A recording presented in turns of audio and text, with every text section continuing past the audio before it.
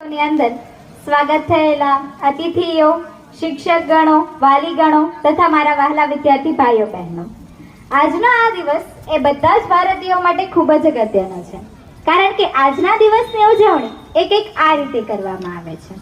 આવો આઝાદીનો અનેરો ઉત્સવ મનાવીએ. આ વખત તો હર ઘર તિરંગા લહેરાવીએ. આ વખત તો હર ઘર તિરંગા લહેરાવીએ.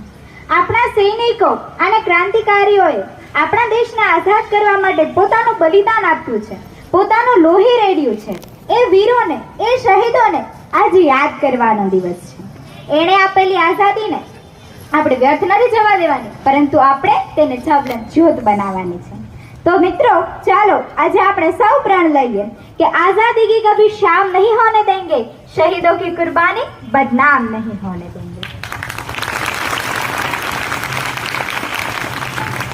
આપણે જરૂર છે તો ફક્ત એક બનીને આ વાતને ઉજાગર કરવાની. આપણા દેશમાં આપણે ભલે ને 9 ધર્મ, 3000 જાતિઓ અને 300 બોલીઓમાં વિભાજિત છીએ, તો શું થયું? પણ આપણા સૌનું મસ્તક એક જ સાથે એક જ જગ્યાએ નમતું હોય તો એ આપણા દેશનો તિરંગો છે. એ આપણી એકતાનું જ તો પ્રતીક છે.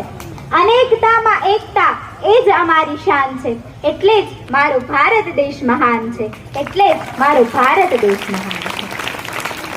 આજે આપણને મોકો મળ્યો છે કે આપણે આ વાત પર થોડી વાત કરીએ અને ભારતની ગહેરાઈમાં એક ડૂબકી લગાવીએ.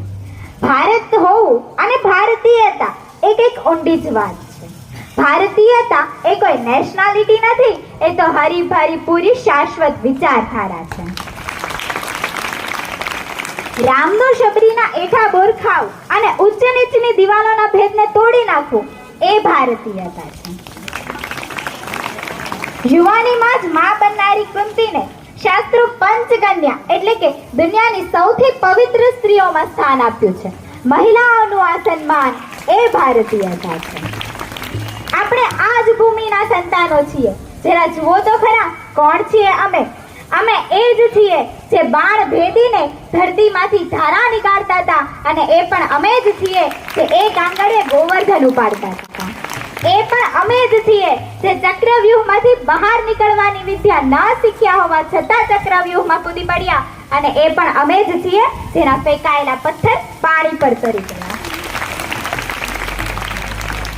આ મારો એ દેશ છે જેમાં કોઈ માનો દીકરો સરહદ ઉપર શહીદ થાય અને તિરંગામાં લપેટાઈને એનું પાર્થિવ શરીર ઘરે આવે તો એ પેટી ખોલતા પહેલા એ માં એના બીજા દીકરાનો સામાન બાંધવાની તૈયારી શરૂ કરી દે કે દુનિયા મને એક શહીદની માં તરીકે ઓળખે ને એની કરતા 2 શહીદની માં તરીકે ઓળખે ને એમાં મારું વધારે ગૌરવ છે.